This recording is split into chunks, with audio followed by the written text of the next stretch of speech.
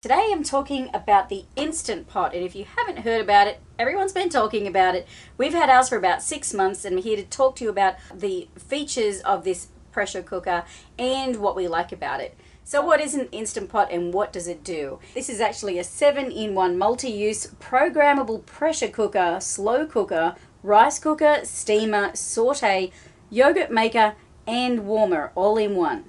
So let's start off with the specs and the size of this unit.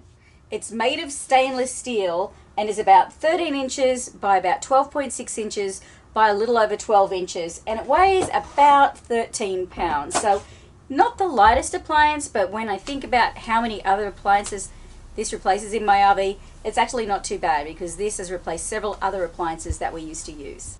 So let's take a look at what comes inside the Instant Pot. This is actually the 6 quart. It does come in 3 sizes, a 3, 6 and 8 quart, and we got the middle size being the 6 quart.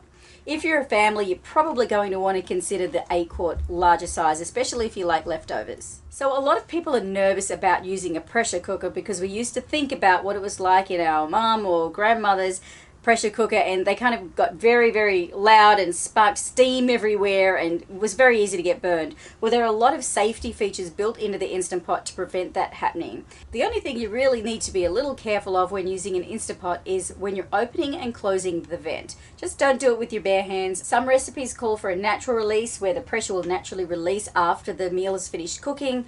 You could also use a dish towel to release the vent.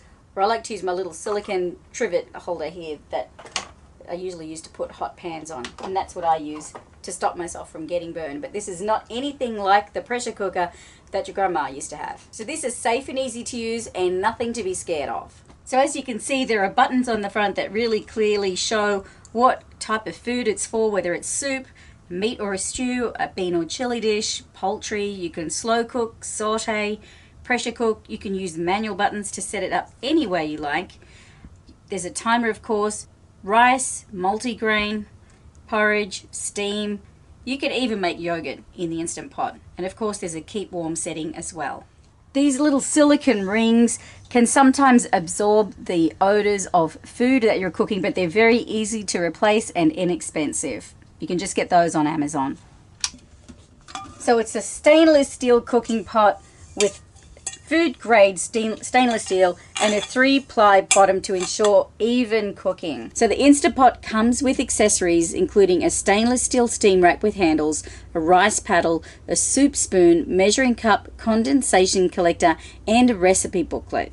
One of the reasons the Instant Pot has become so popular is you can use it to cook just about anything for one pot, easy cooking, especially if you have a busy life or on the go. For us living in an RV, we're limited with space and weight, so the less number of appliances we can carry that can do the most functions, the better it is for us. So that's one of the reasons we love our Instant Pot.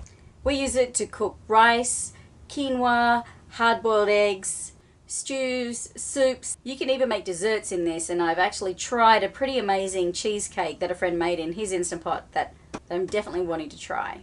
So aside from the convenience of one pot cooking, one of the things we really like about our Instant Pot is you can just set and forget. For example, when we used to make quinoa, we'd have to be over the stovetop watching it for about 15 minutes while it boiled. Now we can put it in the Instant Pot, set it for 1 minute.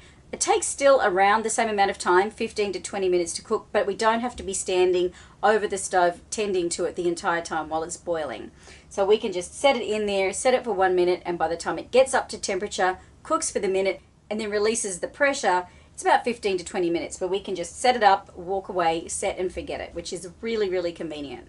You can also preset your Instant Pot with a timer, so you can set it up to start cooking at a certain time. So if you know you're going to work for the day, you can pop everything in here, set the timer and have it ready for when you come home. And one of the differences of this compared to a regular slow cooker is it does have a saute option. So if you want to saute your onions or saute or brown your meat before putting everything else into the pot, you can do that all in the one Instant Pot before you add the rest of your ingredients and set it to cook.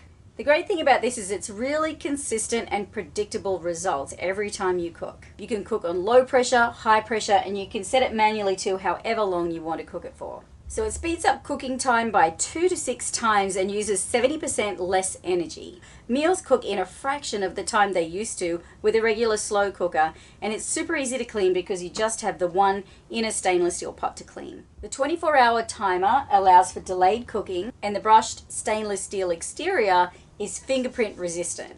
So what do we really like about the Instant Pot? We like that we can use it for so many functions. This one kitchen appliance can do so many different things that we previously would use a slow cooker, a rice cooker, saucepans for. Now we can just use this for so many things that we used to use other appliances for and reduce the number of items we carry in our RV kitchen. We love being able to just set and forget whether we're home in the RV or whether we're out. We know that it's safe and it's not any risk of causing fire. It's virtually noiseless except for when it beeps to tell you when the cooking is done and when you release the vent for the steam to start releasing. So what don't I like about the Instant Pot? I think the two big things for me would be the weight. This weighs about 13 pounds, which is about double my previous slow cooker / rice cooker appliance, which was really nice and light. So that is one thing I would like to see it a little lighter, probably because I tend to get it in and out of a cupboard fairly often. If this lives on your countertop in your kitchen, that's not going to be an issue for you. The other thing I'd like is a slightly longer power cord. You can see the length of the power cord right here. It's probably just over 1 meter or 3 feet long. I'd probably like that to be at least 6 to 12 inches longer, just to give a little bit more flexibility on where I can position that for where we're planning on cooking. So that's about it for our review on the Instant Pot today. It's very easy to follow with the instruction booklets, and of course there is loads of information on the internet about this. Just Google Instant Pot and a recipe for just about anything you can think of and you'll find it. So today I'm going to show you how this works by cooking a chicken fajita recipe that I found online just today. So I've already pre-prepared the ingredients. I've got my chopped chicken fajita sliced chicken breast here, topped with some fajita seasoning. Throwing all of the vegetables on top. I've got onions and bell peppers here, some garlic, tomatoes, and some lime juice. Pop the lid on top, lock the lid into place, set the valve to seal. So this recipe says to either use the poultry setting, which would be 15 minutes, or I can use the manual setting for 8 minutes on high. So this is on, you can see low pressure, high pressure. I'm going to take this down to 8 minutes and show you how fast. There you go, it started. So it's going to take a little bit of time to get up to pressure, and then when it gets up to pressure, it'll cook for 8 minutes, and then it will stop and beep, and then we'll use the quick release method to release the vent valve over here.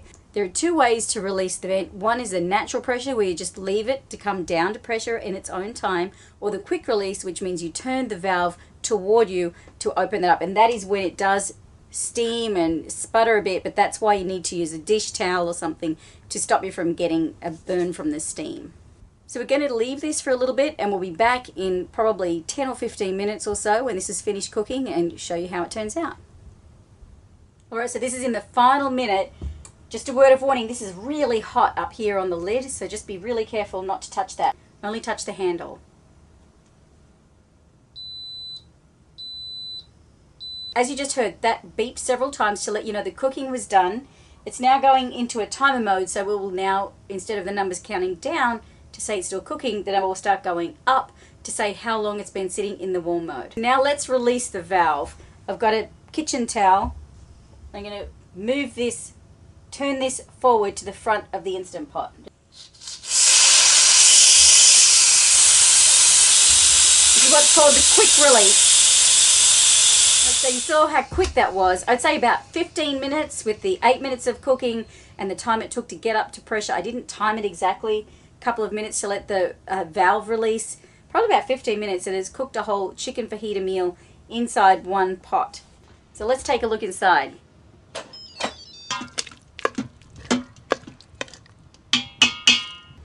So there you have it, Instant Pot chicken fajitas. This is going to be delicious in some tortillas. You could even serve it on rice, and of course with some refried beans. That would be pretty tasty. Well, I hope you enjoyed this review and found it helpful. If you have any questions, be sure to put them down below. We'll be happy to answer them. And we'll put the links to this 6-quart and the other sizes that the Instant Pot is available in down in the video description. And if you have any other suggestions for products you'd like us to review here on Road Gear Reviews, just let us know in the comments below. So until next time, we'll see you on the road.